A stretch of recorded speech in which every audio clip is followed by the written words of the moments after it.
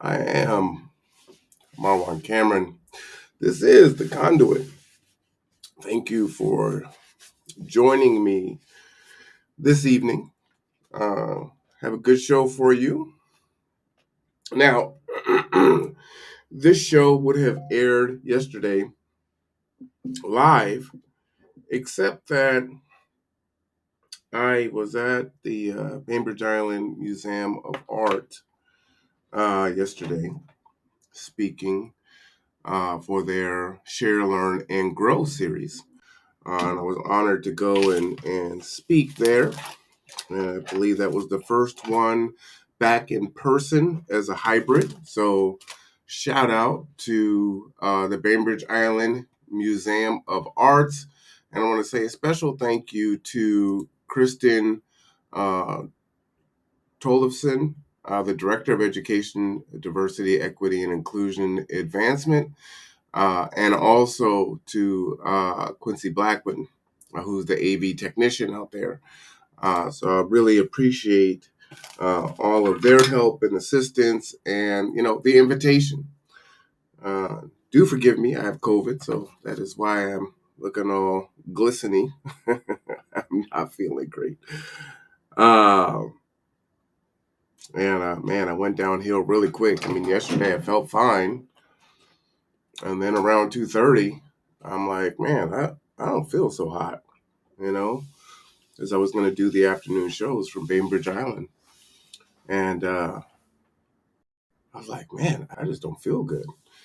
So I canceled the show and got into the car.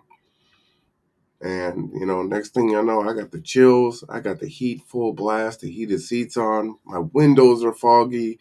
And I couldn't get warm enough. And it was like, what is going on? So I came home, got in the bed, fell asleep. I don't even know what time I woke up. Woke up whenever I woke up. And, I was like, well, I just got a bug or something. And, Shaylin was like, you need to take a COVID test. So she told me that today. So I was like, all right, I'll take the test. And I was like, oh, well, looks like I got COVID. Which, of course, at Layla's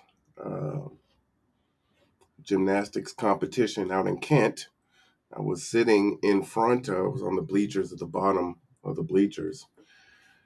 Parents who were sick and their kids were sick, coughing all over the place. And it's like, man, I can't get up. I can't move fast enough. And yeah, I know exactly where it came from. They were talking to another family, talking about how they were sick. And I was like, why would you bring yourself out here when you're sick like that? So, you do have to, keep yourself safe, even if others aren't going to help keep you safe. So I will definitely never have any judgment for anyone that chooses to wear a mask, for sure. And it's like 10 days before Christmas. So it really sucks for me because it's one of my favorite holidays. But that's neither here nor there. So anyway, I had the opportunity to speak and to give you some context a little bit. I was thinking about, okay, diversity, equity, inclusion. What are you going to talk about? There's so many different things that I could talk about. And in that, and the way this came about is the original person was not able to present. And so they reached out to me and said, hey, I can't be here for this. Would you be able to do it? Power off. And I said, yeah, I can make that happen. And so that's how I ended up speaking out at the Bainbridge Island Museum there. And, then I had to decide, okay, so what are you going to do? What are you going to do? What are you going to talk about? There's so many issues, so many different things you could talk about that fall under diversity, equity, and inclusion. And I said, there's some things I've been trying to work on over the past year that I have not been able to really put enough attention toward. And I said, you know what? 2023 is coming up, and I just gave advice to someone. And I told her, I said, do not wait for New Year's or an arbitrary date to make a change in your life. If you want to make a change, if you want to do something different, do it. If you've been planning it and you've been thinking about it for a while, then go ahead and do it. Why are you waiting for January 1st to make that change? Why are you waiting for your birthday to make that change? Just go ahead and do it. And so I was like, you know what? Yeah, I'm gonna take my own advice, and I'm going to go ahead and do it. Now, in that, me doing this, some folks ain't going to be too happy about it. And reason being is I don't get down like everyone else does. Let me go ahead and pause that there. I just came out of a meeting with Kids at Public Health, and there's a grant that is coming up here. And so there was some conversation about, what to do, how to go forward, be collaborative, all those good things. And I'm definitely a collaborative person, right? Even when folks aren't collaborative with me, I'm very collaborative. And, at the same time, what I want to tell folks is it's important for you to be collaborative, but it's also important for you to believe what you believe. And what I mean by that is, if you feel strongly about something and you are convicted by something, then, you owe it to yourself to see that through. And so often we don't do that for whatever the reasons are. And one of the big reasons that is we can be, what's the word? Bullied into going along with the group. And that's not a very safe space to be in. And if this group can cause you to not have access to resources or the community, then that's probably going to make you think twice about, jumping in there and being a contrarian, right? And I'm not saying to be a contrarian just to be a contrarian, right? There needs to be some logic and some reason behind it.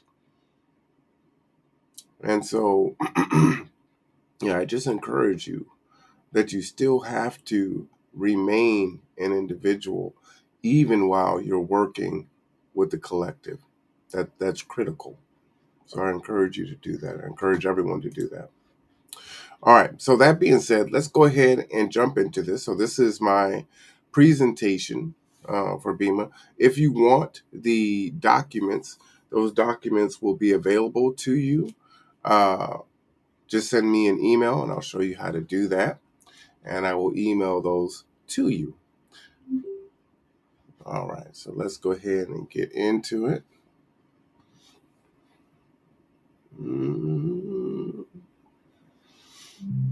Yeah, I thought I was untouchable. Like, man, I haven't been sick. I escaped. Everyone else around me is getting sick, and I'm not. Nope. You guys are so far away. Why, oh, why?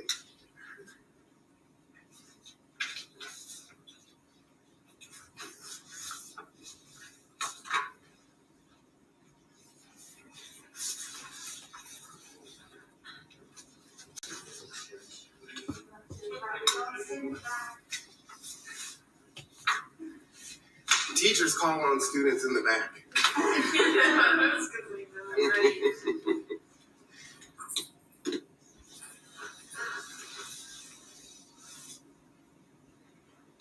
let me know when you're ready. Oh, we can go. Oh, okay. All right. All right. This is Kristen Ellison.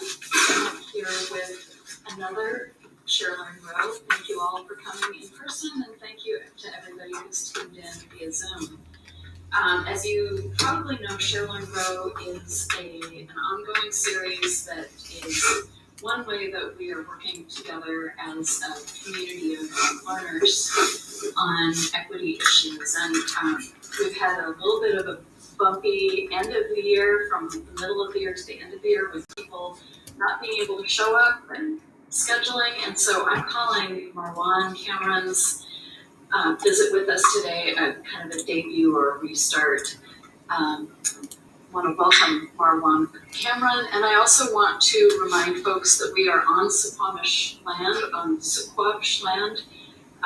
This is the Aboriginal and current home of Suquamish people who have been stewarding this place and caretaking it since time immemorial. That's something I'd like you to think about wherever you are, and whenever you are gathering together as a group, think about the reason that you are where you are and all the legacies that precede you.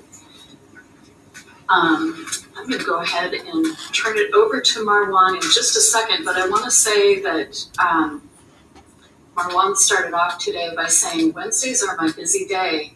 And when you hear all the things that this person is engaged with, it is just staggering to think that one person has so many tendrils in the community.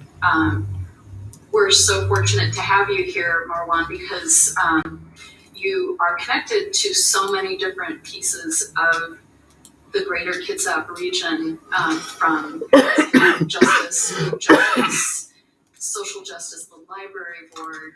You run your own nonprofit. You have this podcast. I mean, you're connecting and communicating and helping people stay engaged in ways that we can only dream of. So thank you for letting us ride in the boat with you a little bit today. And I just want to say to everyone, Marwan has some handouts. We'll make those available can we send those to folks afterwards? Absolutely. So go ahead and use the chat to ask questions. We'll have a Q&A afterward. And I believe, are we hooked up to have people talk live on Zoom too? They should be good to go now. Okay. Well, let's ask Becky to come off mute and just see if we can hear her. Take off Becky. Becky's like, no. Becky, you're on the spot again. Or Laura, or Ian. Anyone just want to come off mute so we can test that. Be awesome. She's off mute. This is a test. Becky, try to speak if you can. Your chat's working perfect.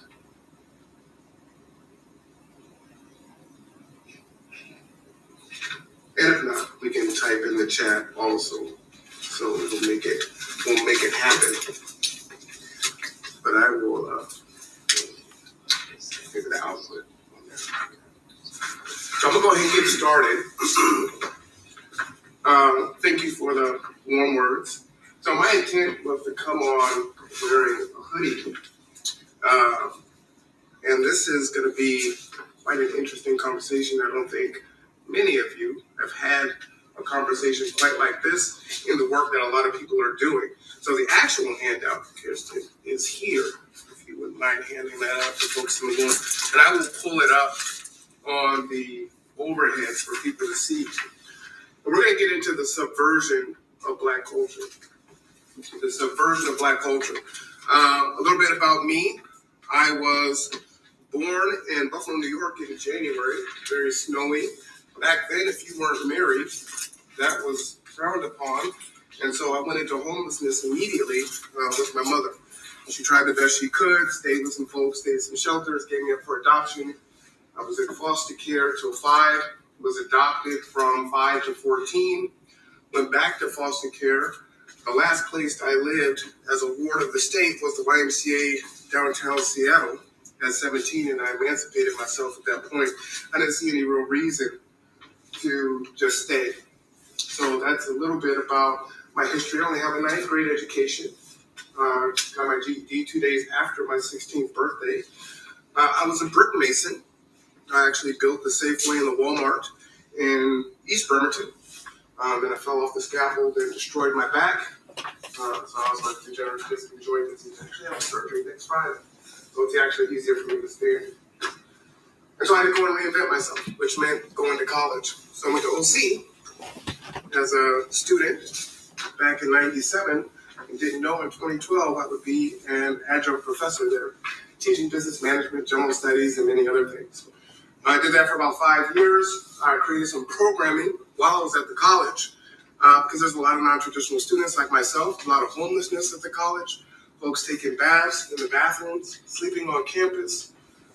So I wanted to create a space for those students, right? There's something for Running Start, there's something for veterans, but there really isn't anything for a non-traditional student to stay there aside from funding, right? So I would do food in the classroom, Professor Spaghetti. I can't cook, but that's one of the things that I can make. And I would bring them to the class and serve 30 or 40 students and create potlucks. Because the issue is, this is where the resources are. So people come into class and then they leave immediately. It's like, but this is where all your resources are. So I did that for 5 years. And unfortunately, my niece was experiencing homelessness at that time. And the only way I'd be able to help her is if she came to OC and got directly into my program. So I needed to go bigger. So, created Gather Together, Grow Together will be 5 in February.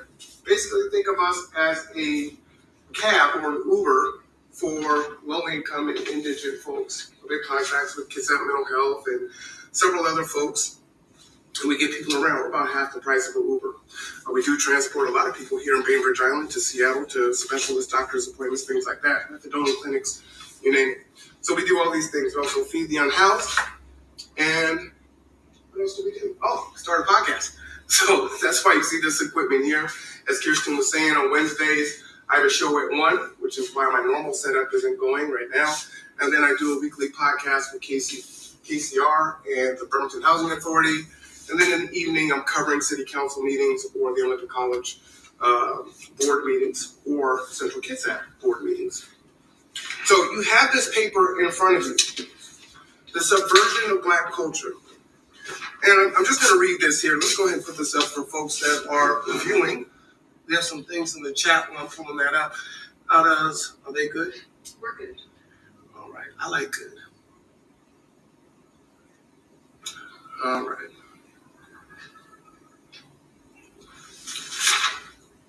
Subversion. You are likely here today because you want to learn more about diversity, equity, and inclusion. You are likely fast becoming already experts in misogyny, black misogyny. Most of your viewpoints are through your black feminist female friends, white women, their male allies, and other BIPOC being left out there, right? Indigenous and people of color communities. This leads the narrative of the oppression of the black community. One of the reasons why I started the Conduit is to tie, to teach, to inform, and to educate, and to elevate the voices that don't often get elevated. So when we think about the patriarchy and dismantling white supremacists or white supremacy, somehow black men get roped into that. Now we go back to how we got here. I'm not going to put the images up because they're too hard to see. They don't show those things now, right?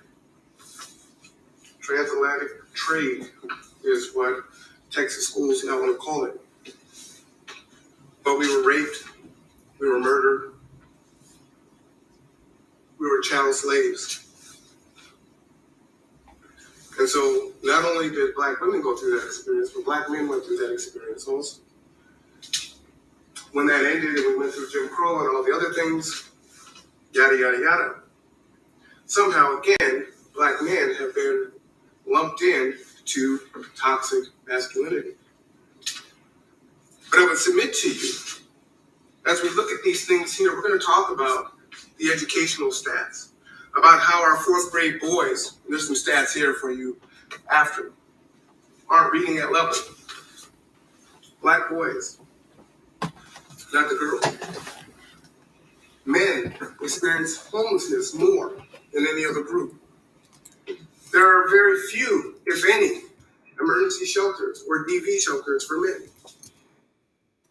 One of our workers at G2 worked with her and her two sons, great family. They were staying at George's house, women's shelter. The problem was her son turned 18 years old, and he's considered a man at 18. So they lost their housing because he had the audacity to have a birthday. Sweetest guy you want to know. Never been in trouble, great student, very polite, very southern demeanor, if you will. But he caused homelessness for his own family because he had a birthday.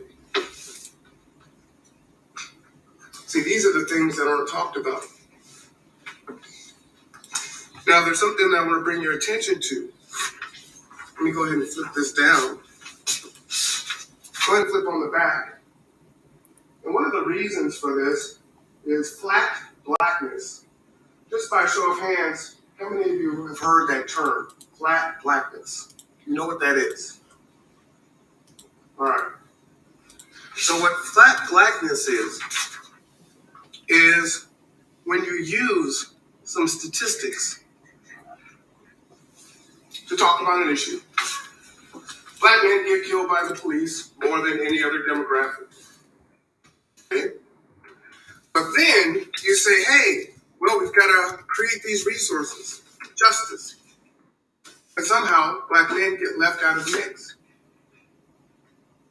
See, a lot of people love Black Lives Matter. I'm not one of those people. Because what it was designed to do, if you looked at the website in the very beginning, was to dismantle the traditional household. So while we need to be accepting of all forms of family, what it said was the traditional family was bad. Well, we already didn't have a place when you think about during the Section 8 times, when it was said, well, you know what? We can give you money, we can give you aid, but he can't be. See, the same thing is happening today. Think of the Black Panther movie. Black Panther 1, Black Panther 2.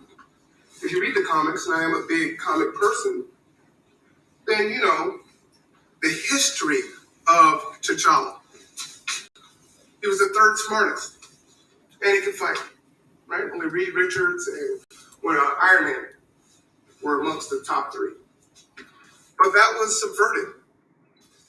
And his sister became the smartest and constantly showed him up. Now, what happened as a result of Black Panther was there was this big push for STEM. The problem was all the STEM went to black women. And if you Google now and say, hey, what opportunities exist for black men, you'll be hard-pressed to find. I challenge you to do it. For those of you that are on Zoom, look for some of those resources, some of those scholarships, some of those grants for STEM. That's what flat blackness is. Problematic. So what do we say? When we speak up, we get shut out. We get shut down. You've been in these spaces. Mansplaining. We're in cancel culture. It doesn't matter what side you're on. If you have a differing opinion, it is summarily dismissed. You're ostracized. We can't even have a dialogue or a discussion. Me-too-ism. What-aboutism. If we call out an issue that exists, what we get back is, well, men do it too. Well, what about this? What about that? We're not talking about that now. We're talking about this particular thing. We're constantly shut down. So that's caused a lot of us to retreat. Again, for many of you that are in these diversity spaces, you know that it is predominantly women that run these spaces. Why is that? Why is it? At the end, I want you to answer that question on why you think that is. Do we not stand up? Do we not speak out? Do we not march? We definitely die. There was a study that showed that black men were some of the most nurturing parents. I think that was from the CDC. I don't have that with me right now. Whoops. Go back in here. Some vocabulary that I wanted to share with you that I think that many of you have not heard. We're just going to go through it one by one. How many of you have heard the term ADOS? Okay. ADOS, African descendant of slaves. I do not identify as ADOS. Did I identify as African American? Elon Musk is African American, is he not? He's from South Africa. Don't think it's complete. I identify as FBA, Foundational Black American, which is an offshoot of ADOS. So ADOS was created, and then ADOS and FBA split, right? That's fundamental differences how they wanted to go forward and be represented. ADOS wanted to be more diaspora, inclusive, South America, see everywhere else. FBA was about foundational Black Americans here. So when you hear this reparations conversation, those things can be subverted by, well, what about Haitians? What about Jamaicans? What about Puerto Ricans? What about Mexicans? And should they get reparations? Sure, absolutely. But I'm a foundational Black American. My answers were brought here, not to South America. And this country owes reparations. So that's the separation. Gynocracy is a big one. Anyone heard of gynocracy? Gynocentric? Have you heard of toxic feminism? Gynocracy. So the prevailing thought is that this is a patriarchy that we live in, that men run the world. In truth, if you look at our community, it is not the Black man that runs his community. It's really the Black woman. Big Mama's house. The athletes that you see, who do they thank first? I thank Mama. Where's Dad? Sure, men are in these positions of power, but they create laws that support and bolster women. And we'll look at that. So one of the last things that I'm going to share with you today is the Black male political agenda. There's more than 10,000 Black men who have signed on, and these are the things that we feel important as voters. Sure, security is important. The right to vote is important. But there's so many more things that we actually care about. And our voice does not get elevated. There was a campaign during this election that just passed. No voting, no fucking. V. And if you look up that commercial, it's the most offensive thing that you've ever seen. And it was to appeal to Black men to get out the vote. And what it said was, you're hypersexual. So if you don't vote, you don't have access to sex. In the presidential election, they use strippers. That's how they were going to get the Black man out to vote, because we're hypersexualized. Tremendously offensive. What did Biden say? You're not Black if you don't vote Democrat. What does Kamala Harris say? I'm not going to do just something for Black people. I'm going to do something for all people. But every other demographic, whether it's LGBT, whether it's Hispanics or Asians or whatever other community, they can just advocate for themselves. They don't have to be all inclusive, but we do. And that's a problem. We can't say it, right? I'm Black and I'm proud has lost a lot of its muster. Black male studies is not something that you see. There may be only 3 programs in the country that focuses on Black males. But if we're the ones that don't read at level, if we're the ones that aren't graduating, if we're the ones that are experiencing the school to prison pipeline, should the focus not be on our boys? But it's not. For those of you that are Twitter, Instagram, YouTube watchers, the Black manosphere, there are channels that are dedicated to, you can call it, the black male perspective. And those things can get toxic at times, for sure. Because you're going to have good folks and bad folks and hurt folks and all that good stuff. But you have women's spaces too. I didn't put this word on there, but there's a word called divester. A divester is someone in the black community that no longer wants to be with their counterpart. They don't want to be with the black woman. They don't want to be with a black man. And so there are these divester channels that exist on YouTube. And when you're in that space, you hear about it. You know what the black women call us in these spaces? Bullet bags. That you need to abort your kid if it's a boy. Because a black boy is horrible. It's terrible. That's coming from our black women. So when we're in these diversity, equity, and inclusion spaces, and it's go queen, yes, absolutely. But there's a whole other part of black culture that is not seen, that is not elevated. And we're very prideful people. So we don't want you to see that. We're not going to talk about that. Because if we're not on code, we're a coon, we're a sellout. If we do so. Now, admittedly, Candace Owens is not my favorite person, and probably not yours either. But she speaks truth to some of the things that she says.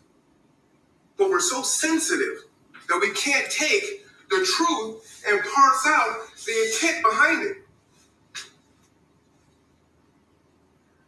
I can tell you it's raining, so you stay inside, and I go get the benefit because I left and I got the resource while you were inside.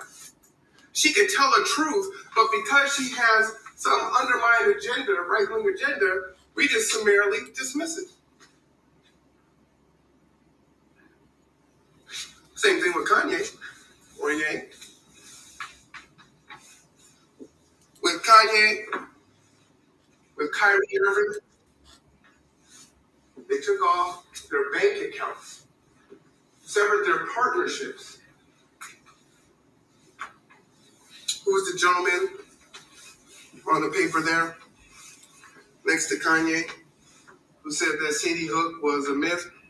It's the anniversary. So our thoughts and prayers are with the families and the survivors of that tragedy. But Tucker Carlson and other far-right folks that say incendiary things and have been saying these things for decades on platforms, they're still there making millions and millions and millions of dollars. I'm not going to argue whether what Kanye said was anti-Semitic or not. But there's some truth into what he was saying. But we can't look at that. Kyrie Irving simply posted, hey, there's a link to this movie, no commentary. You are now suspended indefinitely. You must atone. This is the modern day tarred and feathered. Amazon still sells it. They're not taking it down. There's no cancellation of Amazon. When you're looking for systemic or institutionalized racism, it's all around us. But we don't really acknowledge it. If we can't acknowledge it, we can't fix it. Why is it bad to be masculine? I have 2 daughters and 2 granddaughters. I didn't have any boys. That was not God's plan for me. I love all my babies. But boys, they're our warrior class. They're the protectors. the providers. Why is that bad? There are many that would dismantle the traditional family. Instead of saying, hey, other forms of family are okay. It doesn't have to be a zero-sum game. So however that looks, that's fine. But you don't need to dismantle the traditional family, which has been the pillar of the Black community. Many would say in the 50s and 60s, we were the most married based on the statistics, right? And even during that hard time in America, we were thriving. It's a hot mess now. We were thriving. And if you're able to put yourself in a Black man's space, you see that just because you were born this way, you're bad, you're evil. There's no use for you. Talking on a podcast the other day, you're only able to stick around as long as you are useful to the group. As soon as I do not provide value to everyone else, I'm done. Where do I go for the resources? I don't have custody of my daughter. So I'm not going to qualify for any housing. Right? You're a man. Get it out the mud. Now you want me to be masculine.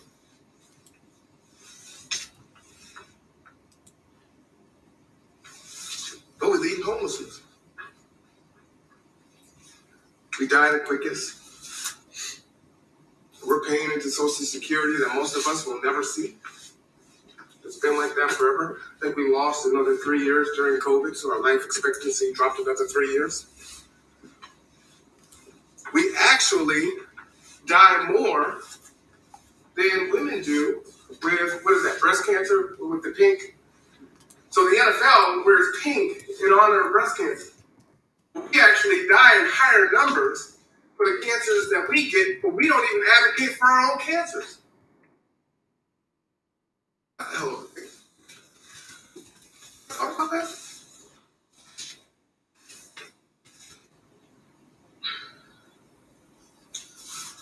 There's a lot of pejorative words. Pookie and Ray Ray is a fill-in for a shiftless, lazy, no good Black guy who is a homosexual. Ever heard that term, homosexual? I was a homosexual in my 20s. Remember, I emancipated myself at 17. I didn't have a job. I didn't have a place to go. I didn't have friends, family that I could stay with. So sex is what kept me housed. And you got to become good at it. But then it becomes part of the problem, right? Because that relationship is only temporary. And once she tires of the situation, or you tire of the situation, you've got to go somewhere else. Mental issues. I will tell you, I may be called the sellout for having this conversation and sharing the dirty laundry with the white community. I'm actually part of what's called the Black Collective here in Kitsap. So we have our issues. It's like the Hatfields and McCoys, if you will. It's a small town, generation after generation. People have beefs with each other. And then their kids have beef with each other. They don't even know why, but they just keep it going. We have sayings like the white man's ice water is colder. We don't support Black business. What the Black dollar is in our community for 6 seconds, I believe.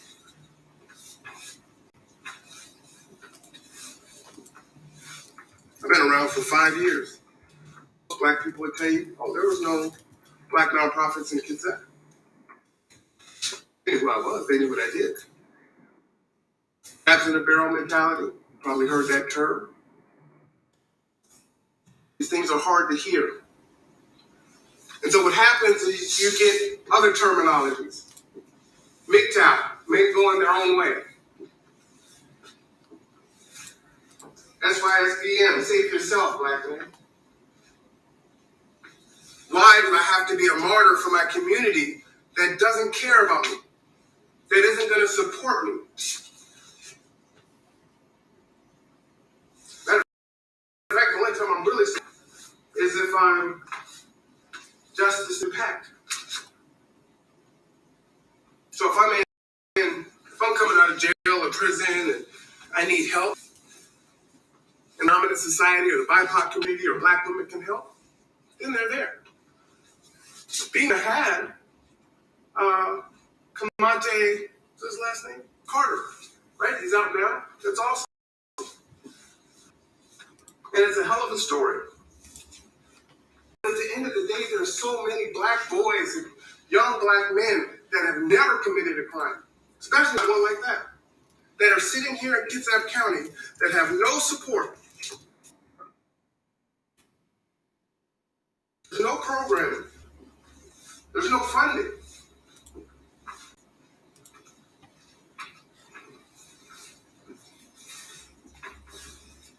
The guy who had the birthday, he's one of those guys. He works with us sometimes. We try to stay connected to the family. But, like many black companies, we don't have that many employees. So we can't afford to hire him and pay him what he's worth. I would love for him to join the military, to get the hell out of Kitsap, because what's here for him? Stuck working fast food? Maybe going to OC. Actually, he tried that and wasn't that successful, right? College isn't for everyone, as they say. Or maybe not at that time when he was a little bit younger. So where are those programs? Where's that support? Where's the acknowledgement? Our cousins, our nephews, our brothers.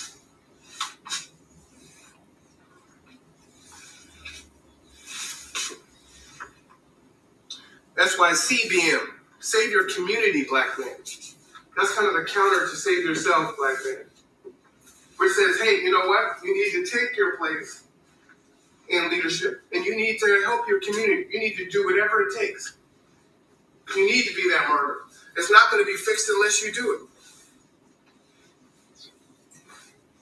There's a lot of women in here. So you know the trigger word when you say, women are supposed to be submissive to a man. That's bad, right? But what does that actually mean, especially biblically? Does it mean the trigger word, submission, or does it mean cooperation? Does it mean that you don't have a voice? No. But we take these things this way, and we don't have the dialogue, or we don't have the conversation. So we can never move past it. So then you say, well, if you act right, then I can submit. Kind of a strange thing. So how do we save the community if we don't have the cooperation of our own women? How do we save the community if the prevailing thought in education, Dr. DeGrew and many other scholars, that's the prevailing thought? And so if you go into any institution across the country, you're going to be indoctrinated in that same conversation. And only by a fluke am I standing here today saying something that you probably have never heard this before. How many of you, just by show of hands, have heard this kind of dialogue before?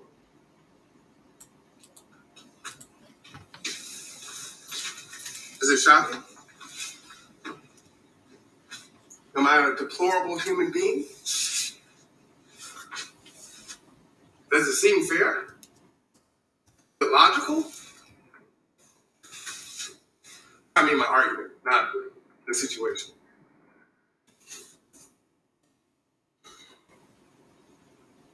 Flat blackness. It's a huge issue. What I have for you is a bunch of different resources for you.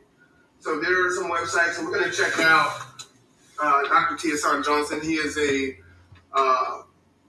PhD down in California, and he has one of the very few Black masculinist programs.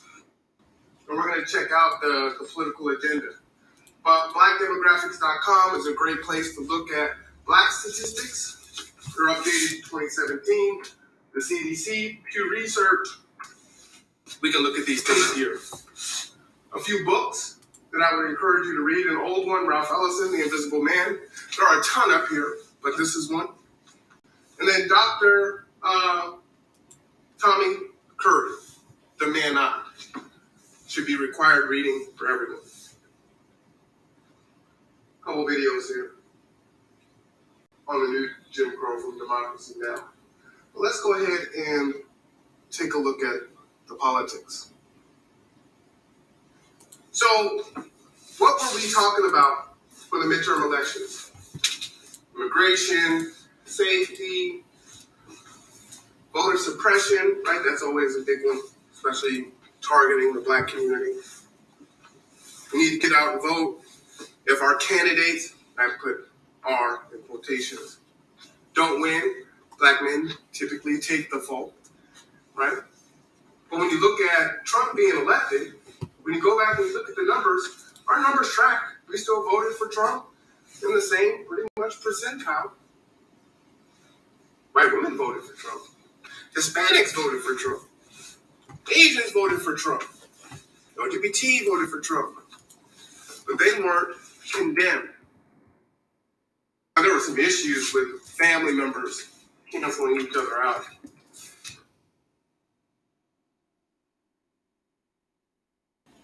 All right. So I'm going to read through these, and then we're going to look at a few. Family court reform. Education, affirmative action, targeted homelessness, targeted unemployment programs, law enforcement, intimate partner violence. Okay? If you look at the stats, domestic violence is almost equal. Man to woman, woman to man. The difference is that when a woman hits a man, well, oftentimes she might use a weapon, but we can kind of survive that. But if a man hits a woman, we're men, right? Bone structure, we can do real damage. The numbers are on par. The other thing that they don't talk about is proxy violence. So what happens? I'm dating a woman in the room, and your brother, because I broke up with you or you got mad at me, your brother comes and kicks my ass. Well, that's proxy violence, right? That's counted as man-on-man crime, but it was initiated because of the woman. But we don't count that. We don't look at that. And those scenarios happen all the time.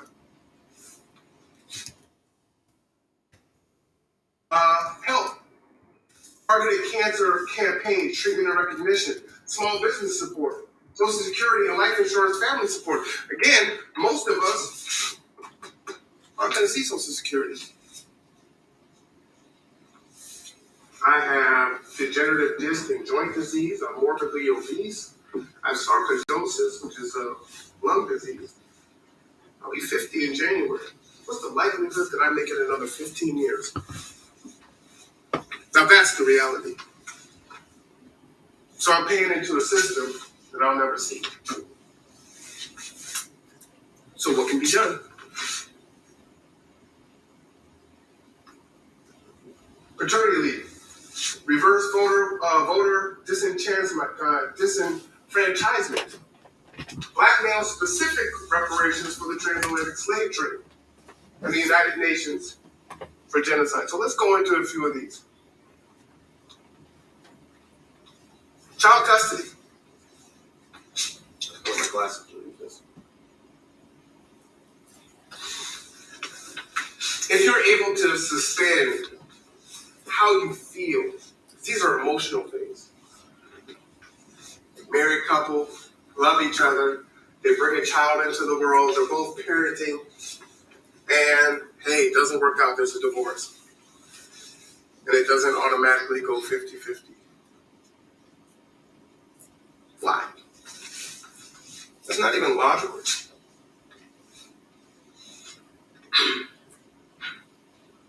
Mandatory fertility testing at birth.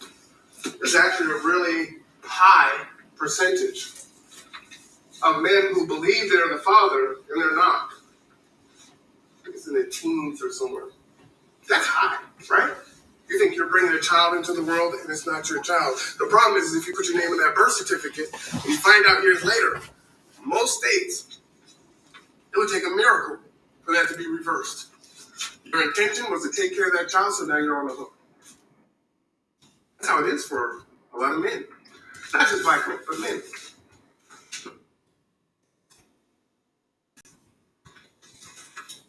There's no repercussion for that.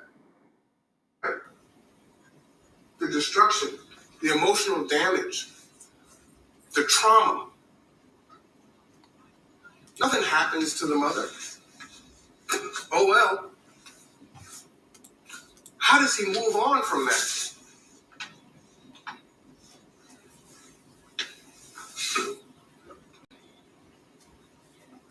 Reinstating at-fault divorces, termination of the parental obligation. Now this one is a big one. Many in this state for sure, my body, my choice. I agree with that. I hosted a panel for the Human Rights Conference last weekend.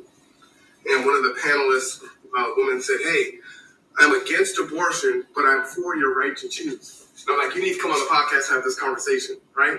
Because that's actually how I feel, right? I'm actually against abortion, but I am for your right to choose. Especially when I hear things like, abort all male, black male babies. But if she has the right to terminate the pregnancy, should the man not have the right to financially abort? Should he be on the hook for 18 years for a child that he doesn't want? Like, really close your eyes and think of the logic in that. She wasn't ready to be a mother. Whatever the decision was that she decided to make to not be a parent, the man does not get that option. Oh, it was a one-night stand. Well, you had a baby. Take care of your responsibility. We don't say that to the mothers. That might not sound good, but do you think that would craft behavior if there wasn't a golden parachute that said, hey, well, you know what? If you have a child and that man doesn't want anything to do with that child, you're not going to just get a check for the rest of the child's life from 0 to 18.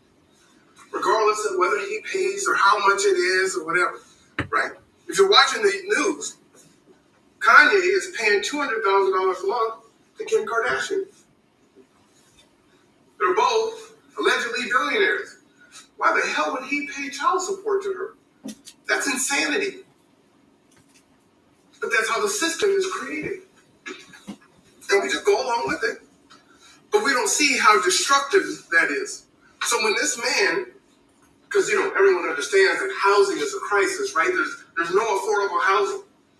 You need to make $30, $40 an hour, work 2 and 3 jobs just to pay the rent. Home ownership really isn't a realism for you, especially in this county.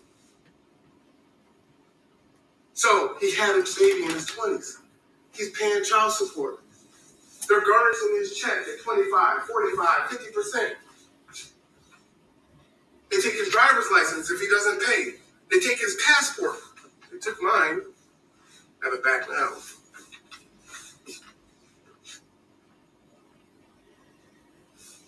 So how am I supposed to go to work if you take my driver's license? Make that make sense? You put me in jail so I lose my job, a great job that I had, where I was barely making it? But I need first, last, and deposit. I need 3 times the rent. I need a good rental history. How am I supposed to get that? Where am I supposed to go? Oh, well, pull yourself up by your bootstraps. Maybe you should go to college. Where's the grants? Where's the scholarships? Everybody's in line to get student loan relief. 10 grand, 20 grand.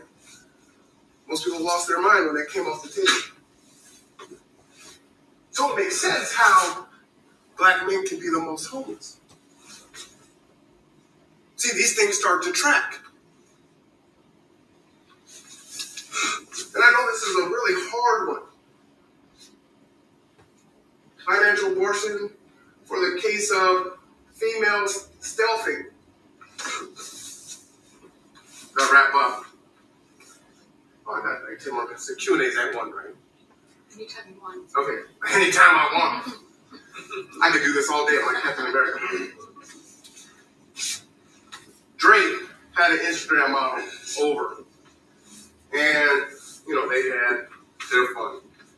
And he took a condom in the bathroom and poured hot sauce in it. And she tried to pour the semen inside of her, and it burned her. That was all over social media for a while. And the conversation was, well, man, maybe she could sue him and charge him. But she was trying to basically get the golden parachute, steal his semen, get pregnant, and Drake would owe child support. She's made, right? For Drake, that might have been 40 grand a month, something ridiculous. So this is a thing. And yes, men do it too, right? But we're not having that conversation today. Because typically when we have these conversations, like, well, men do it too. Well, what about this? But we never have this conversation. You shared yourself. You never heard these things. This dialogue.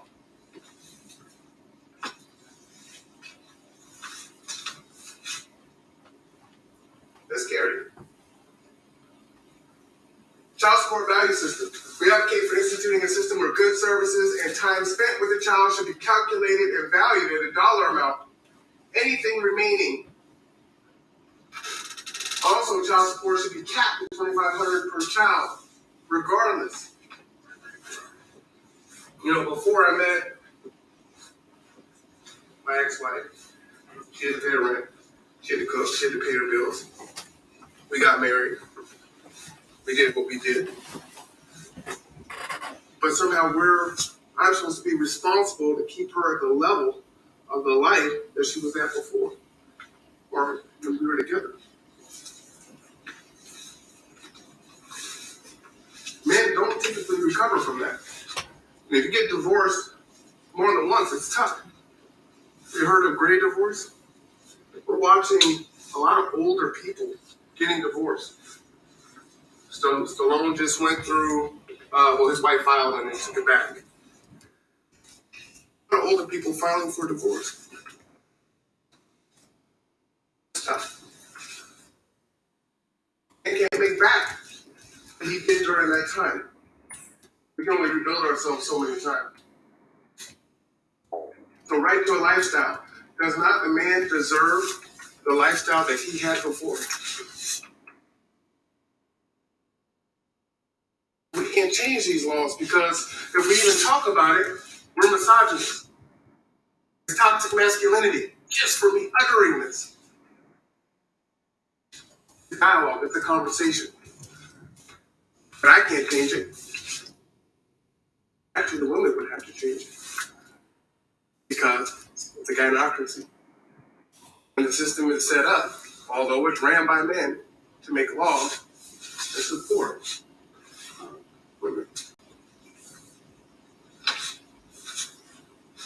All right, a few more here. Another one I'll just share. If you've ever been a non-custodial parent and you have weekends or however that looks, when you play out a school-age child's day, you wake the child up, get here, get them ready for school. They're in school from 7 to 3. They're in bed by 8. But it's calculated as though that mother or the custodial parent is with that child every minute of the day, right? That's why it's so high.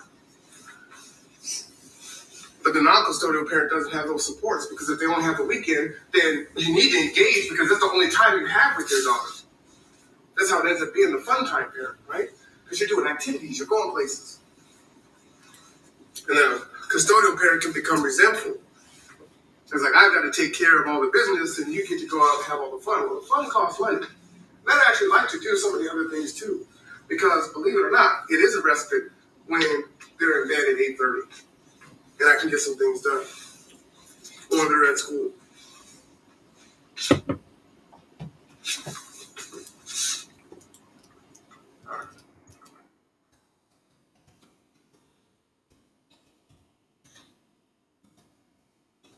talked about the educational things, and I gave you a few examples. Targeted homelessness programs, especially post-incarceration, Black men should be prioritized for housing. They don't take our vouchers. I work with a lot of Black men. They work. They don't make 3 times rent, like I said before, so they couch surfing. They're homosexuals. They're staying with their mothers. They're staying with other family members. But when that relationship fizzles, now they're somewhere else. And that is, if you're couch surfing, you are considered homeless. Housing is not secure. You also don't learn how to manage your own housing. Where do you get those skills? You're walking on eggshells the entire time. If I do something wrong, if I say something wrong, I'm out. That person can be abusive. Doesn't matter. I need you to take me to work. I need you to watch the kids. I need you to do this. I need you to do that. Okay. Same with unemployment programs.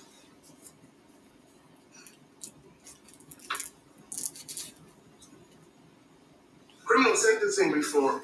I don't think anyone talks about this. Black men should be arrested and sentenced to no greater degree than any other members of race who committed the same crime. I'm actually big on justice. If you do something wrong, you should do the time. But you should do the time that everybody does. And that goes for men and women. Doesn't matter. We look at Chicago and all the murders, all the shootings, and these things aren't being addressed, right? Talking about everything else. Oh, we're so helpless. People in the community don't want to speak out. But these were your babies. How does your child, how does your boy, who was born from 0 to 9, was just so cute, and all of a sudden, 10 to 13, now is a hellion, drug dealer and a murderer and everything else? What happened? What happened? How do we deal with that? Not the symptom, but the disease. And I would submit to you, it's men aren't in the home. But how can they be? That's not what we're doing today. We're doing something else. And, it frustrates me sometimes. I'm in spaces where I hear about folks in the BIPOC community talk about dismantle the patriarchy in traditional families, and then they go home to their husband. I was like, wow, how hypocritical is that? So you tell us, oh, go girl, go queen, you're strong, you're independent, you don't need no man. You go home to your man. Generational wealth, something to pass on. Life insurance, not doing GoFundMes. There's an accident or a death before their time. It's offensive. And you just have to sit and take it, because if you say anything, you're not coming back to that room. And you'll be quietly frozen out. Can't wait to see what happens to me after this. All right. We are almost at time, so I'm going to stop it here and open it up for questions and comments. The form here has all the information that I just shared, especially for those on Zoom, with the links, which you can also get the Blackmail Agenda. I do have one copy up here if you want it. There's a lot more to this. I could do an hour on every topic up here. One of the things I'd like to do is start there's a League of Women Voters here. I want to start a League of Black Male Voters in Kitsap County, so our voices can be heard. Now, the things on this list don't seem toxic, don't seem damaging to the community, don't seem unfair, and we might disagree to the degree on how these things work, but no one is talking about this. But this is how we feel, and no one listens to us. All right. Questions, comments, thoughts? That's kind of heavy. Should I dance? Just thank you for sharing. That was really interesting.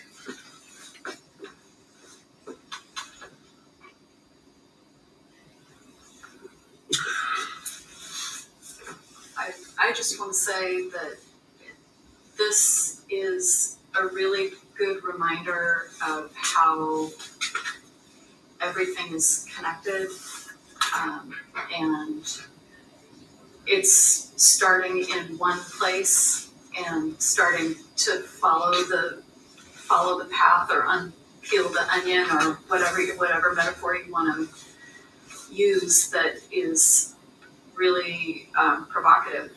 And I think that we have models, like you were saying, there are models that have been put out that we are more familiar with, language that we are more familiar with, but the fact is that all of this is happening at the same time, and I think that where people start to get overwhelmed is they feel like, oh God, it's all happened, it's all connected, I don't even know where to begin. And I think that I appreciate the challenge that you have issued, and I know that not everybody agrees on all of this, but the fact that this is happening, it's real, it's really appreciated.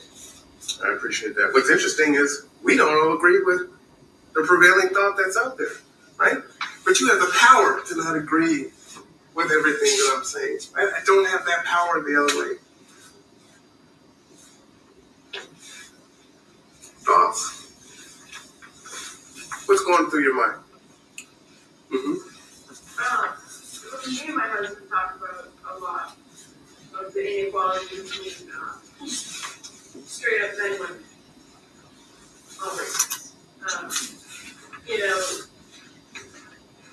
The leading, the highest numbers of suicide is men. Nobody talks about it. Facts. And my husband is really, really upset. He's white, and he is always, really vocal about how there's no support group for him. He's not allowed to say anything because he's a privileged white man. I don't know. Yeah, 100%. What to think about. Well, how do we find a way to acknowledge what this country has done, right? To say it's the original sin, or maybe the indigenous people is the original sin. And say, okay, things have to change. There are systems and there are institutions that need to be dismantled. But not at the expense of demonizing white men to the point where they're just going to retreat and harden themselves off, right? So what are you seeing, right? When Obama was elected, I think they said, right-wing radical hate groups increased by 400% or 4,000%. So where are we at now, right? You're bad just because of your chromosome.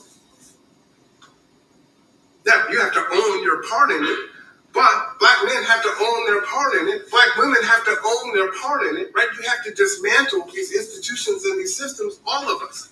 And yes, there is a caste society that we're in. And so we do have to acknowledge that.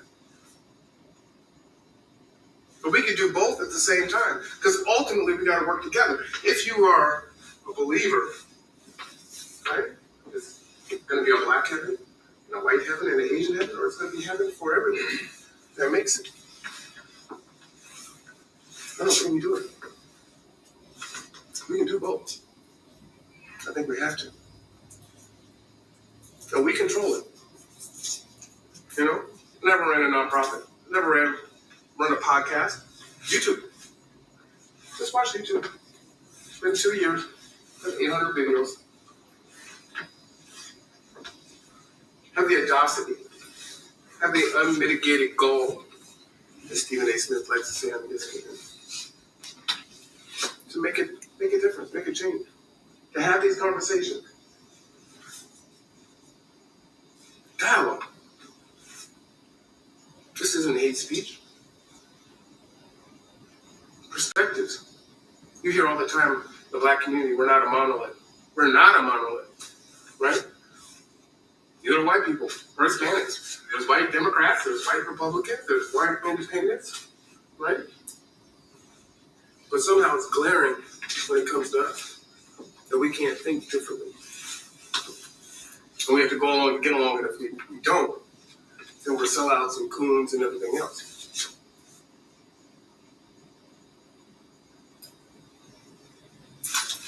you thinking with the red scarf? I love scarves. I think all the time. And I appreciate your perspective. And I learned homosexual, which I never heard of before, so thank you for that.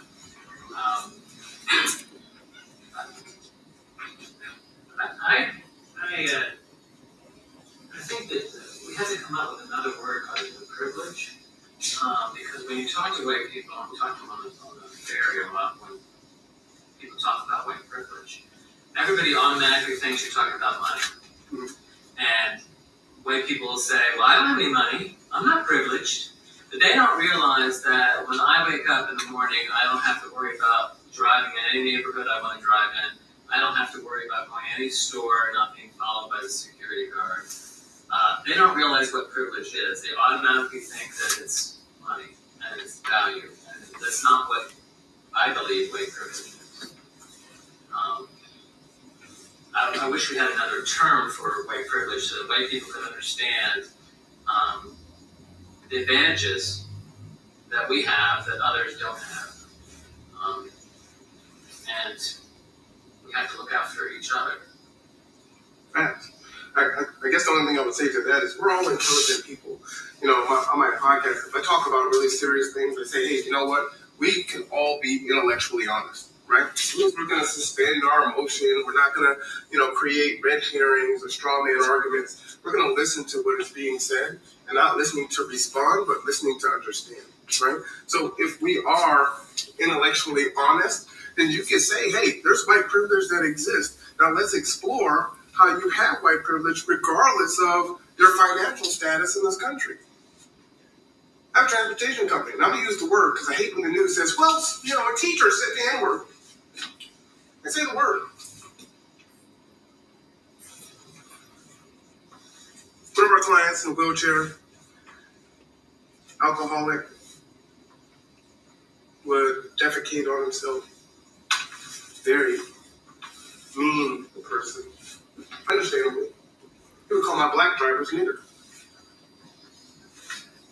And even in his state, he still wasn't black in his mind.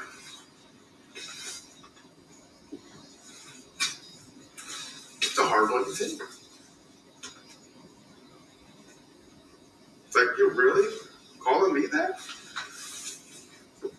Okay. So I think we just have to be intellectually honest.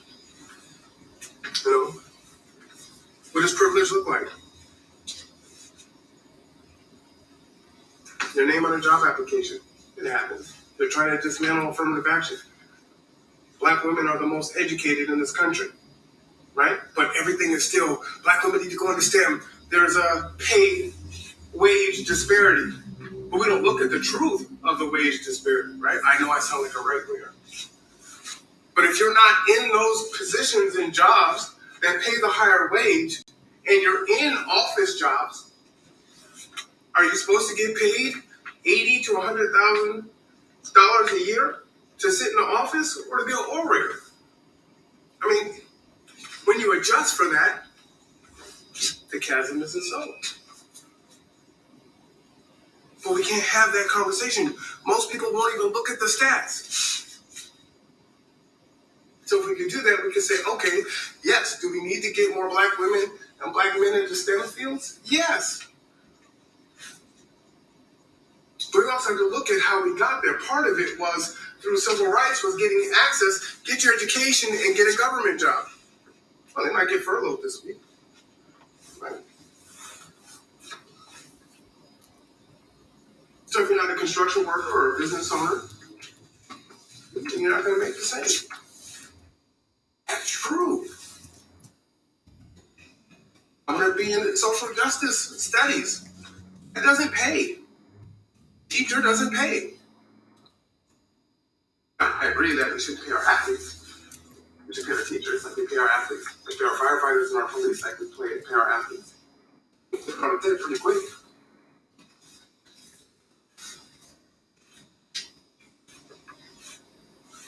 In the back. You are pondering. You have the pondering chin on the hand. What do you think? lot of resistance. Like that a lot. Interesting to see how things play out for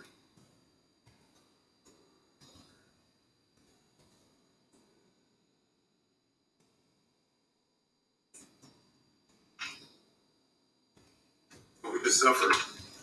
We go through it. If you call black women who support black men that want to be in union and in marriage, they call them pick-me's. And it's a pejorative. Again, if you believe the Bible, you know, women was here as a helpmate to the man. But that's a pejorative, right? In our community. It's not an honor to stay home and take care of the kids, or, I mean, most people now, it doesn't matter where you're at. Both heads of the household are going to have to go to work to survive. But yeah, it's derogatory. You can't be a helpmate. You got to be strong, independent, and alone. And I've had a lot of my friends say, man, I got sold a bill of goods. I was supposed to be strong. I don't need no man. And when it gets tough, man, kind of need a man. Wish I had a man to do these things. They have that confidence. They have that support. They have that leadership. They have that counsel. And I mean man, not male. Because we're intellectually honest, right? Not a male. There are a lot of males out here that have children that aren't good parents, that aren't good fathers, that aren't good people. How about a man?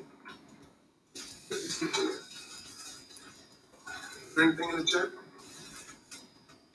All right. Well, let's see. Got a question, you got a thought?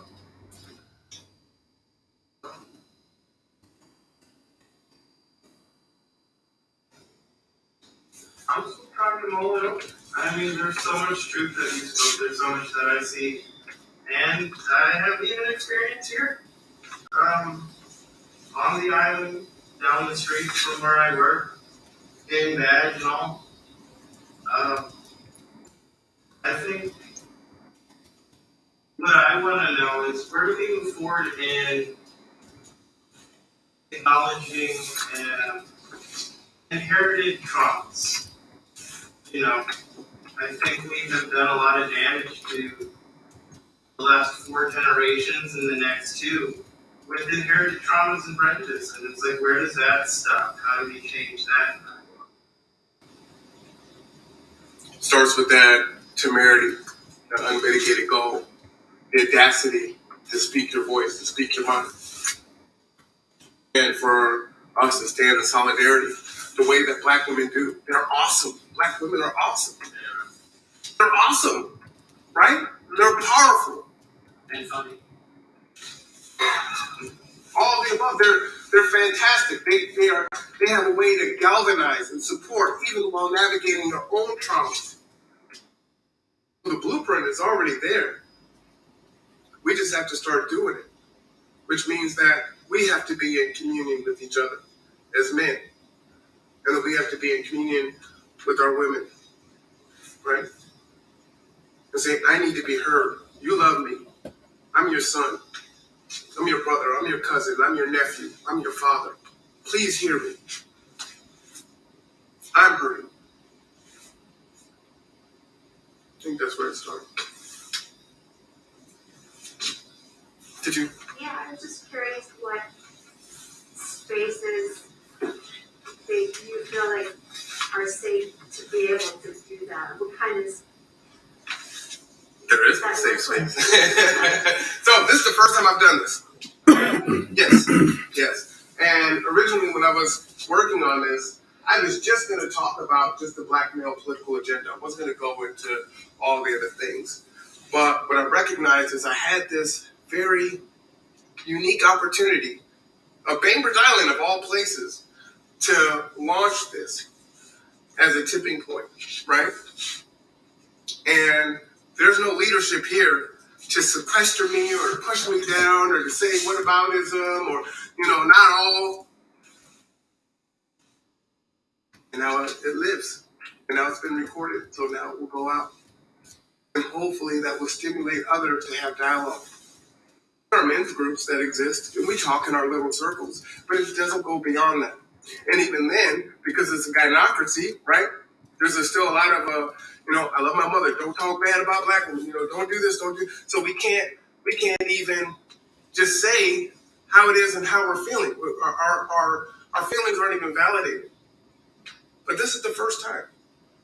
And like I said, I want to create a space for black male voters.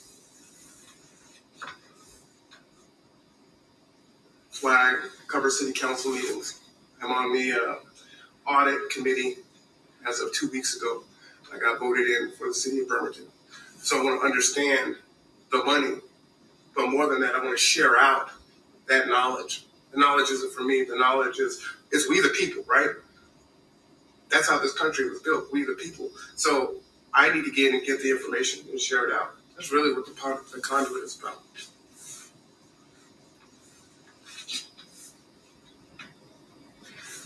I guess I'll end it. That's it. Thank you so much for your time here today. I just want to say that we're super fortunate to have you here and have this conversation. I think that we a lot of times talk about sitting with the discomfort of something or being bold about a conversation, and I think you just demonstrated the how to be a listener and how to be a receiver of somebody's truth, and that's the foundation that we want to be building our community on. So thank you so much. And that's hard, right? Because cancel culture is a thing. I'm just not afraid to be canceled anymore. They try to do that. So I'm at a space where it's whatever, right? Come on, bring it on. Yeah, well, thank you so much. But, and just lastly, you've seen me out here because I've been invited to cover events for BIMA. Whether it was Johnny Carter or the march that you did to the movie theater, right? And while I might not agree with the exaltation of that, my job is still to support, right? It's not a zero-sum game. I can't not support that and then not advocate for what I believe and how I feel also, right? I can do both. Just do both, right? So the best way to do that is to not talk it, but to walk it. So let's be walking. Thanks. Thank you. All right. So that was my presentation yesterday at the Bainbridge Island Museum of Arts. I do appreciate them for having me in the space and able to share that. As I was saying, that wasn't by design for me to have that presentation there, but the opportunity presented itself. And these are some things that I was exploring for 2023. And as I was saying, the advice that I was given to a friend earlier was don't wait. And that last piece that I put in the chat there was a correction. I did present this in the summertime, something similar to this, to two black men here in the county to get their feedback and thoughts on the black male political agenda piece of it, right? And starting a league of black male voters. So look forward to that coming up. And, again, even in that, black men themselves aren't a monolith in regards to what is important to us. There are a lot of different things that are important to us. But our voices need to be heard. And the only way that our voices are going to be heard is if we use our voices, right? And get past the point of only using our voices to support the prevailing thought, which is good too. And like I said, does not have to be a zero-sum game. However, in the black community, it seems as though we are required to not only lift our own voices, but we must lift every other person or interest voices also. So whether it's LGBT or immigration, whatever it may be, We're required to do that. Now, the flip side of that is that's not typically done on the other side. So when the other groups advocate for their issues, they're advocating for their issues. And there is no requirement or expectation for them to cape for Black issues. And what I would say is, well, police brutality isn't exactly a Black issue.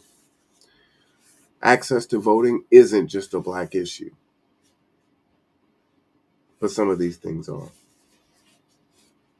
Some of these things are. Now, as you can see in the chat below, type your comments, your questions, and as I understand, this can be one of these conversations where, hey, you're not in a position not to get canceled. So it's better for you not to say anything in the chat. So I hope this is food for thought for folks. I hope that people can be intellectually honest. I hope that people can suspend their own hyper-emotional reaction to what is being said and actually listen to the words. Folks often say, put yourself in the other person's shoes. We really don't want to take our own shoes off to do that. Take off your shoes. Put my shoes on. Put the shoes on of the 10,000 plus men that have signed on to that Black man's political agenda. Ellen's DJ or executive producer just committed suicide, 40 years old. 40.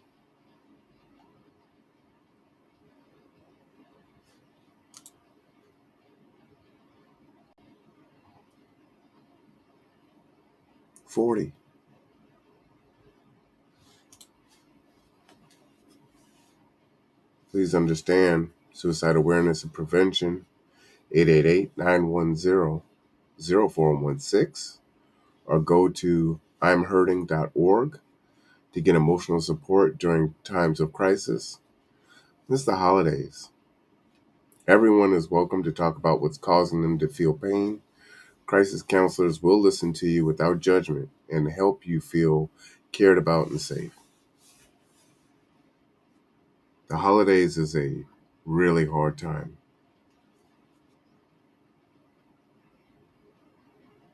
You've got COVID and RSV and flu and upper respiratory things going on. You have unaffordable housing. You have stretched resources from institutions because of COVID. So everyone is trying to look out for themselves, right? Many people are treading water right now. So it's hard to tread water and throw a lifeline to you at the same time. We have inflation.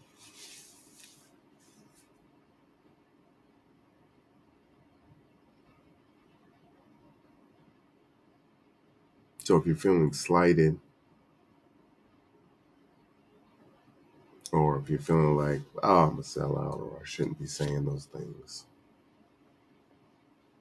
understand there are so many nephews and uncles and fathers and grandfathers and brothers and sons that are feeling this way, that are suffering in silence, that don't have a voice in their families, not even with the men that they commune with, because we've been taught to be hard, to just suck it up, man up.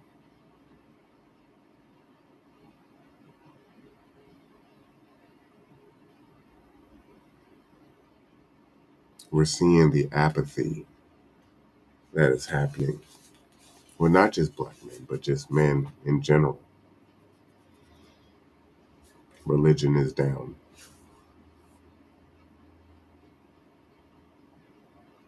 People aren't excited about volunteering to serve in the military.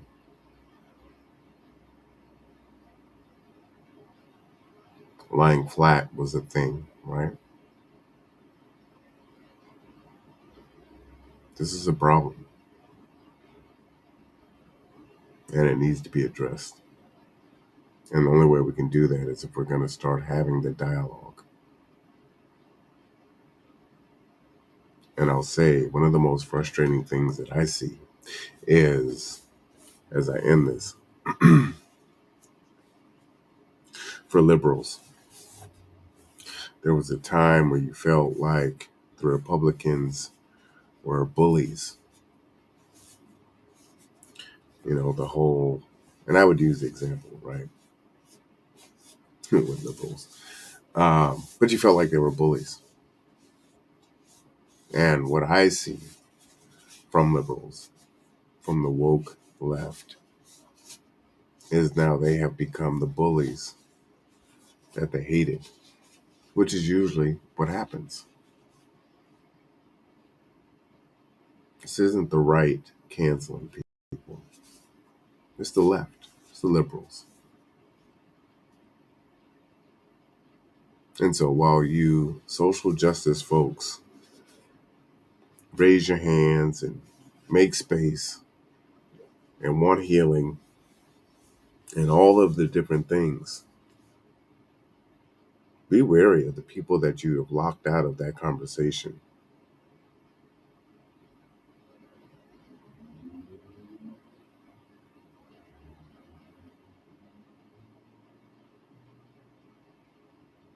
Be wary of who you've locked out of that conversation.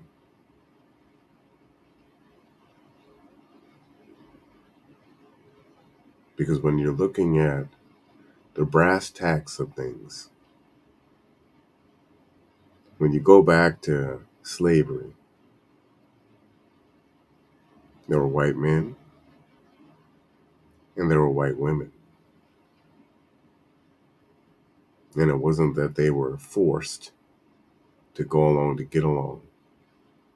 That was a choice. Many white women had slaves, inherited the family's estates through Jim Crow. You can see the Sisters of the Confederate.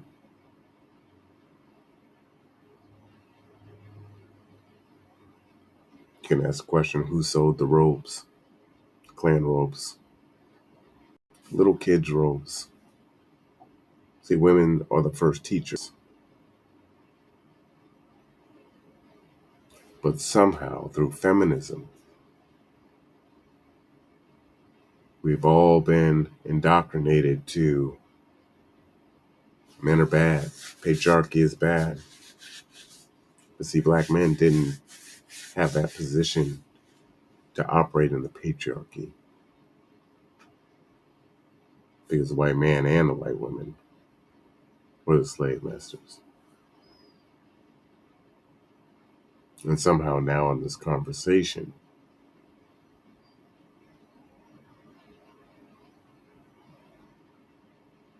we've been hurt by it, as if we were slave masters ourselves,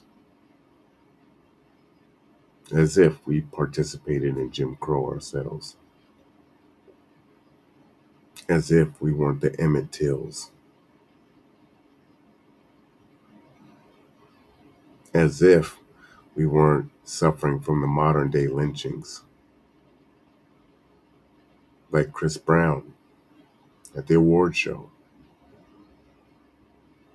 for the Michael Jackson celebration and being taken off.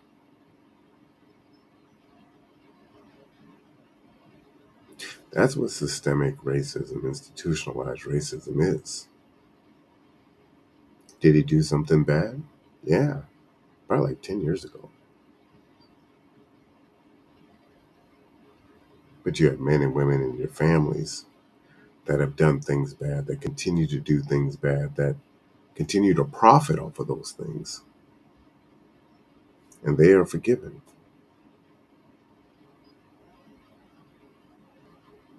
Black people are supposed to reject their people. Now, I'm not going to defend R. Kelly in the least. But his music was great. But no one has said, hey, Elvis was married to a 14-year-old and you need to cancel his music and deplatform it. We don't do that. Tucker Carlson, Alex Jones, all the incendiary, racist things that have been made, they didn't take their bank accounts like they did to Ye.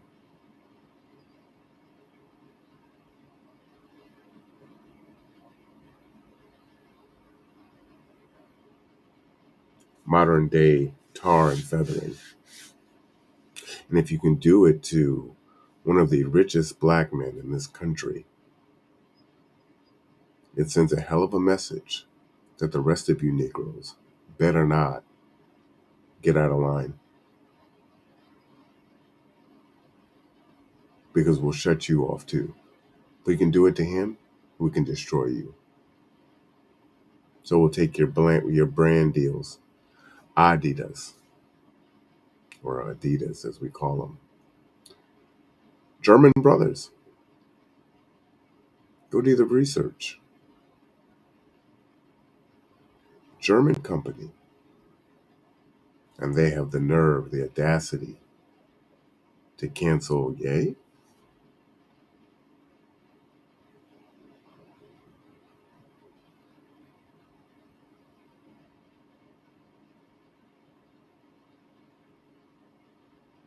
It's the last thing I'll say here, because this is about black men. You know, Deion Sanders just left his HBCU to coach Colorado. One of the biggest issues we have in the black community is tearing each other down. Now, I tell you like it is. I consider myself right now the Nat Turner of Kitsap County. So if you do or you say something that is against the collective, I'm going to call it out. I don't care who you are. I don't care how long you've been doing the work. I don't care what your contribution has been to the community. I'm calling it out. So don't let it get to me.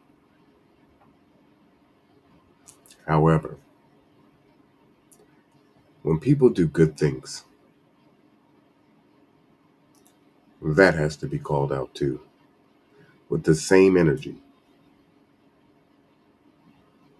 And what Deion has done at that HBCU was miraculous. 25-5, going undefeated in his last year, taking 4 or 5 coaches with him to Colorado, getting all of the endorsements, shining a spotlight on HBCU football. These are all net positives. And you have presidents of these HBCUs tearing him down. You know, we had a saying that, white racist people break their tools when they're done. So those that are kind of the defectors and do the bidding of the far right, they have their day in the sun. But when you look at it, who out of our black heroes has not been destroyed? Malcolm, Martin.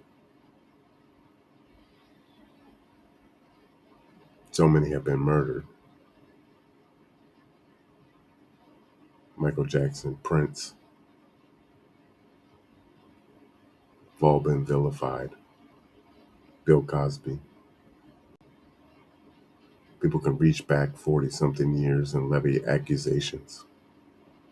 And the country will follow through on that. But we don't see that same justice for other groups.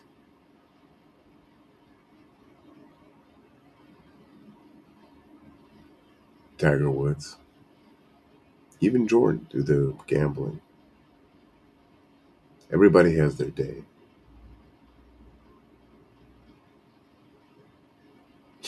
You even had As I was saying, black women divestors, talking about black men are bullet bags and abort black male babies. Some of these same women, and some men too, were having conversations on how Martin Luther King wasn't great. He supposedly cheated on his wife and this and that. So they couldn't respect what he's done because he cheated on his wife. So they just discounted his whole legacy. You know how disgusting that sounds on its face? But that's what we do. And the mainstream media would have you believe that all those are Russian bots.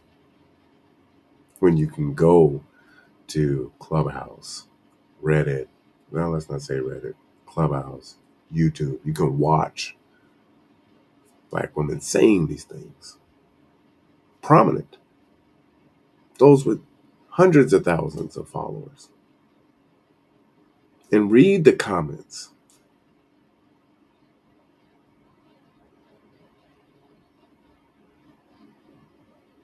And so the reason why I thought that was a perfect place is so many of our allies, they only deal with a certain faction of black people. See, we're like a 20-sided dice.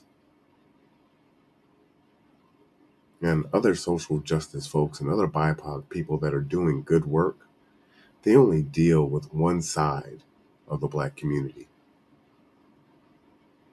And it tends to be the justice impacted community that's trying to do right, advocate. Tends to be the middle class and upper middle class black folks, clergy, larger organizations, or ones that make them look good by being alongside them and patting them on the head and saying, good job. And then they say, see, look what we did. Give us more money. 20-sided die.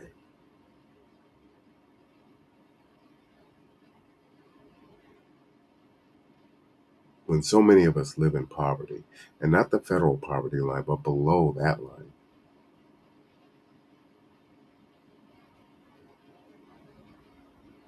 And I wonder if you would be so inclined to help and to assist.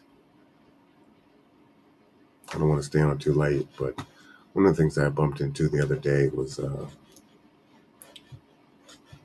the racial breakdown of reparations for black people.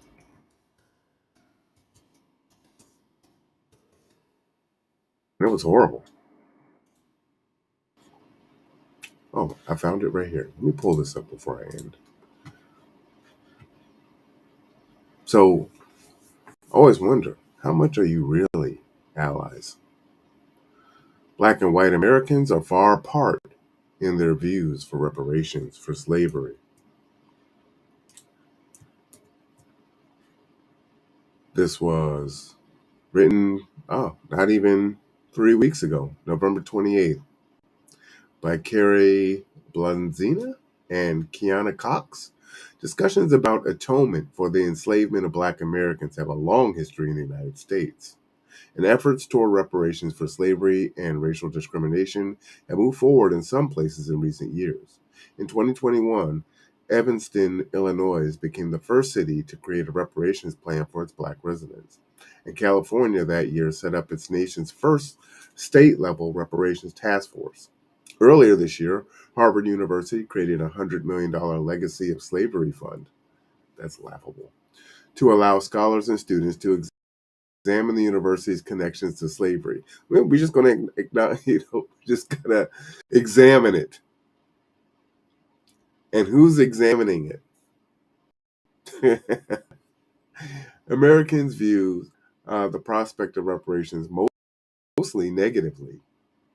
2021 Pew Research Center survey found that 3 in 10 U.S. adults say descendants of people enslaved in the U.S. should be repaid in some way, such as given land or money. About 7 in 10, 68%, say those descendants should not be repaid. 70%.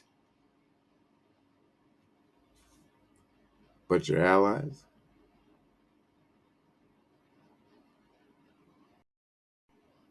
Views of reparations for slavery were very widely by race and ethnicity, especially between black and white Americans. Around three-quarters of black adults, 77%, say that descendants of people enslaved in the U.S. should be repaid in some way, while 18% of white Americans say the same.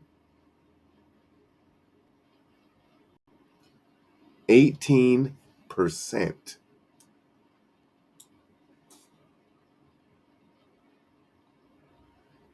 Yeah, sit with that for a minute. There are also notable differences by partisan affiliation. Among Democrats and the Democratic-leaning independents, views are split. 40% say descendants of enslaved people should be repaid in some way, while 49% say they should not be repaid. Wait. Did that just say that even Democrats are split 50-50? So it's not that it's a Republican versus a Democrat thing. Oh, no. Half of Democrats are like, nah, wow.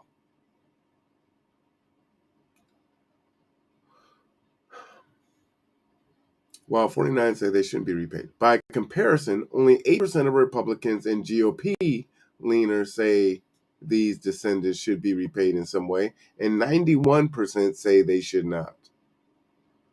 So not even 10% of Republicans say there should be reparations. When it comes to age, younger adults are more likely than older adults to say that descendants of enslaved people should be repaid. 45% of adults under 30 take this view, compared to 18% of adults 65 or older. Now, what's interesting is the older you are, the closer you were to either folks that have been enslaved, right? Because late in the 1900s, there were still people alive, or the grandsons and the granddaughters. But the older they are, the less likely they are to say you should pay reparations. When Americans are asked about the legacy of slavery's effect on black people today, 58% of the overall public say that this affects the position of black people in America. It's almost 60%. Society, at least a fair amount, with 28% saying it affects them a great deal. 4 in 10 U.S. adults say the legacy of slavery has not much or not at all affected the position of black Americans in this country today. As with views of reparations, racial ethnic differences on this question are notable. Black Americans are 85% more likely than Hispanic, at 64%, and 50% for white Americans to say legacy of slavery affects the position of black people in the U.S. A fair amount or a great deal. These are our allies. These are BIPOC.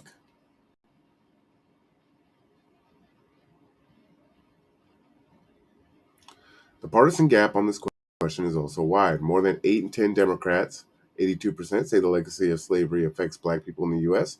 a fair amount or a great deal. More than 50 percentage points greater than the share of Republicans who said 29%. Black Americans are much more likely to identify with or lean toward the Democratic Party. Only about 1 in 10 black voters identify or lean toward the Republican Party. As of 2020, white voters are slightly more evenly split, but the GOP has an advantage, 53-42. So again, there's still more white Republicans than there are white Democrats. And this is the breakdown here, right? White, 48%, net, not much at all, a great deal. 50 say a great deal, 49% say, or 48% say, meh. 33% Hispanic say, nah, it doesn't really. 20% of Asians, not much at all.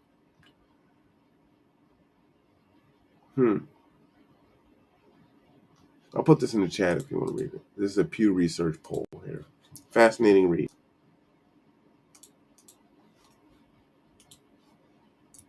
Just have to be careful what people say to you in your face and when they're around you, and then how they vote.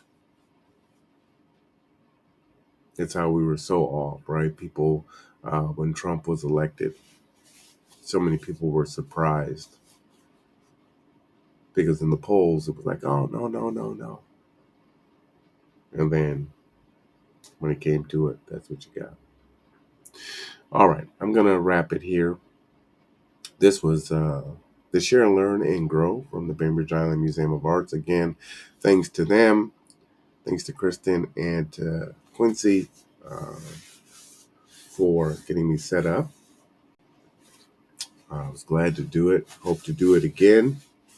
If you do want this information, you can reach out the Conduit Podcast Show at gmail.com, and I will send you all of the documents that I used to prepare this and the Black Man Political Agenda. As I shared with them, I didn't get a chance to go over most of this. There's some stats on Black marriage and interracial marriage and define all of the vocabulary words. Since I only had an hour, there was quite a bit that I didn't get to. But if you want this document, just reach out to me and I will send that to you. All right. Well, with that, I am going to take my Mucinex and lay down. I am Marwan Cameron. This is The Conduit.